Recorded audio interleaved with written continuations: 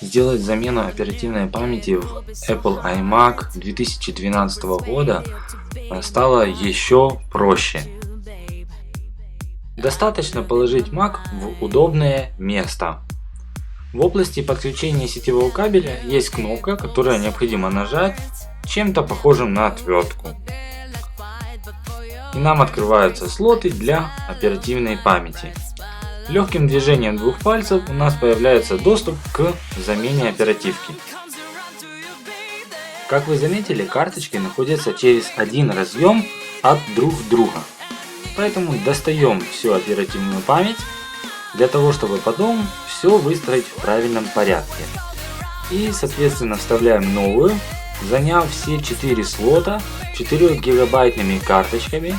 Хочу заметить, что частота оперативки должна быть 1600 МГц, а также эта память должна быть DDR3.